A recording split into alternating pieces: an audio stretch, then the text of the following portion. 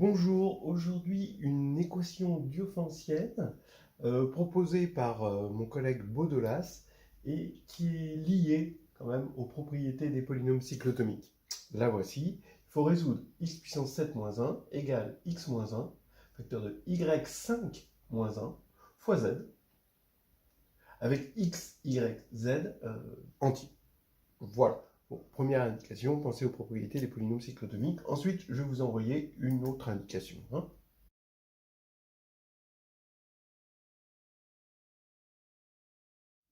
Alors, voilà l'indication.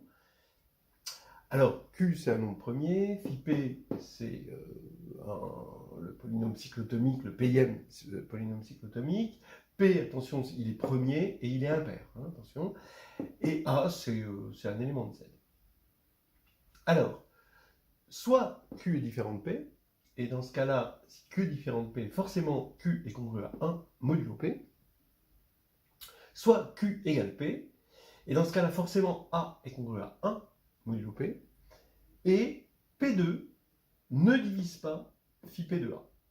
Et ensuite, cette propriété, on va essayer, bon, d'abord on va la montrer, et ensuite on va essayer de montrer, bon, on va passer a priori x-1 de ce côté-là pour reconnaître phi 7 de x, et ici on va utiliser une propriété de divisibilité.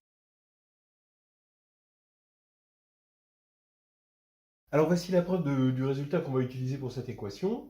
Donc, dans le premier cas, si le nombre premier Q est différent de P, alors on écrit cette factorisation xp-1 est égal à x-1 facteur de phi p de x. D'accord? Je vous rappelle que phi p, c'est le polynôme cyclotomique, il est égal, bon, comme p est premier, c'est facile de le calculer, c'est la série géométrique, ici. Et donc, maintenant, puisque Q divise phi P de A, c'est que phi P de A égale 0, modulo Q. Bon.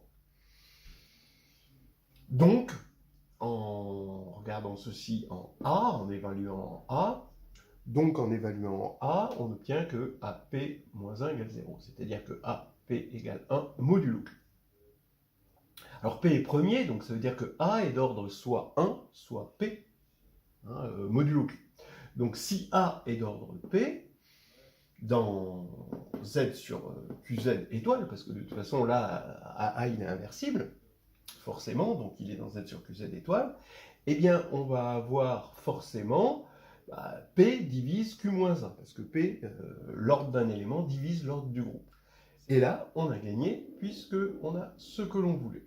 Soit alors A est congru à 1 modulo Q, et dans ce cas-là, en évaluant en A phi P, et en regardant ça modulo Q, ici il y a combien de termes? Il y a P termes, d'accord? Donc ça fait phi P de A est égal à P modulo Q, évidemment. Donc comme Q divise phi P de A et que phi P de A est égal à P modulo Q, on en déduit que Q divise P.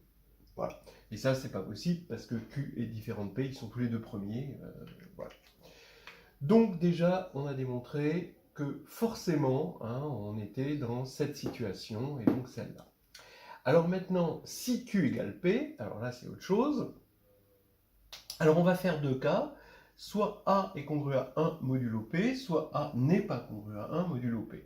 À cause de quoi? À cause de la série géométrique, vous vous en seriez douté.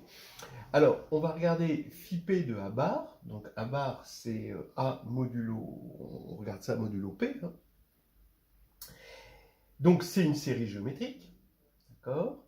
Donc si A est congru à 1 modulo P, donc si A bar égale 1 bar, ça fait P. Donc on n'ajoute que des 1. Donc ici on a P, mais P ça fait 0 modulo P. Donc là ça fait 0.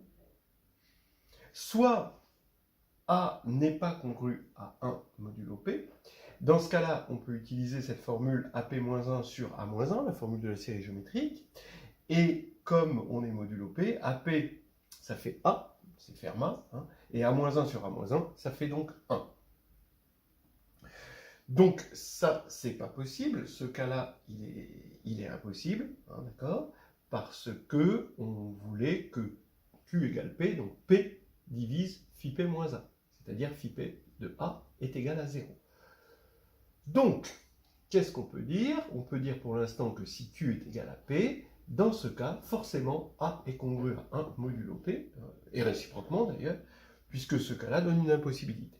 Alors pourquoi P2 ne divise pas phi P de A? On est dans le cas où A égale 1 modulo P, donc on peut écrire A sous la forme 1 plus Kp, avec K dans Z, et on ajoute toutes ces choses-là. On regarde modulo P2 maintenant, regardez les 1, ça nous fait P, regardez les P, ensuite on a Kp, ici on va récupérer 2 Kp, ensuite 3 Kp, jusqu'à P moins 1 Kp, donc je peux mettre en facteur Kp et avoir une série arithmétique, 1 plus 2 jusqu'à P moins 1, et donc ça fait quoi finalement? J'ai toujours P, ici, donc quand j'ajoute mes constantes 1. Maintenant, les termes en P, je vais avoir K fois P fois P, P moins 1 sur 2. Mais là, je rappelle que P est impair, et P moins 1 sur 2, donc c'est un entier, et donc ici, on va avoir du P2, d'accord, fois un entier. Donc modulo P2, ça disparaît, mais il reste P. Et P qui est différent de 0, modulo P2, évidemment. Hein, d'accord? Donc, ça veut dire que, comme c'est pas 0 modulo P2, ça veut dire que P2 ne divise pas phi P de A. Et donc maintenant, fort de tout ça, eh bien, vous allez essayer de voir qu'il n'y a pas beaucoup de solutions à cette équation.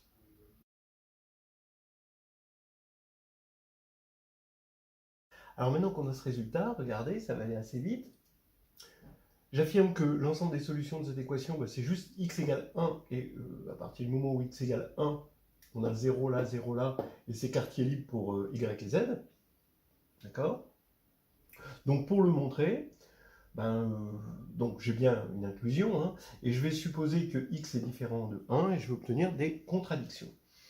Donc x est différent de 1, maintenant je vais pouvoir passer x moins 1 de ce côté, je reconnais phi 7, et donc je vais avoir que y5 moins 1 divise phi 7 de x.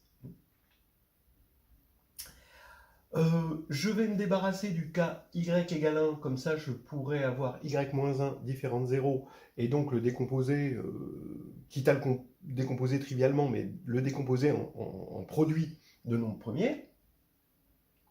Et je m'en débarrasse facilement parce que si y égale 1, ça fait 0 ici, donc x forcément est égal à 1. Hein, c'est la seule possibilité parce que 7 est impair et que x est entier.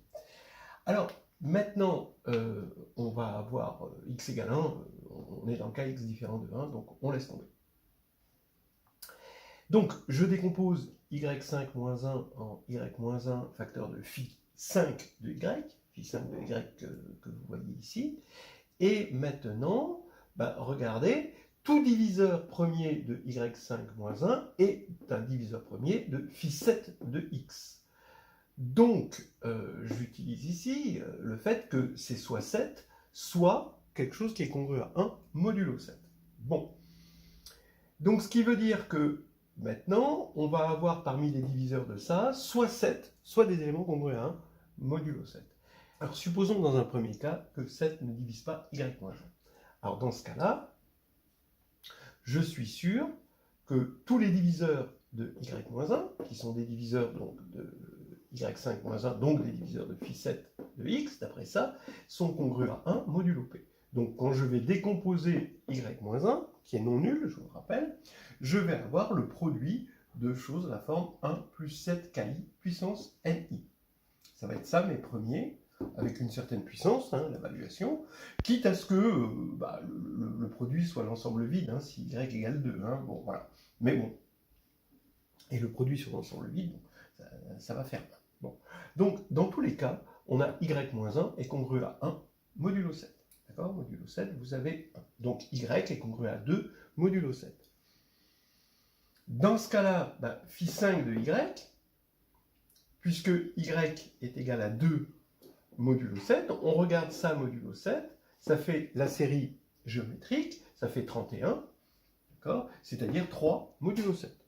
Mais ça, c'est pas possible, parce que phi 5 de y, lui, il divise lui, qui divise lui, Donc les facteurs premiers de phi5 de y, c'est forcément, on l'a dit, soit 7, soit des congrue à 1 modulo 7. Ce qui veut dire que phi5 de y, soit c'est de cette forme-là, dans sa décomposition en facteur premier, soit alors c'est la même chose, mais fois 7. Et 7, vous voyez, à la puissance 1, mais ça, en fait, on ne va pas s'en servir tout de suite. Voilà. De toute façon, quoi qu'il arrive, phi5 de y, modulo 7, ça fait soit 1 dans le premier cas, soit 0 dans le deuxième cas, et vous voyez que c'est indépendant de la multiplicité qu'on a ici. Mais ça, c'est impossible, parce qu'on a dit que ça faisait 3. D'accord? Donc, modulo 7, 3, c'est différent de 1 et de 0. Voilà, donc déjà, on a un cas impossible. Maintenant, on va regarder 7 qui divise y-1. Et dans ce cas-là, si 7 divise y-1, ça veut dire que y égale 1 modulo 7. Quand on va regarder phi5 de y modulo 7, eh ben, ça va nous faire 1 plus 1 plus 1 plus 1 plus 1, donc 5. D'accord? Et c'est impossible.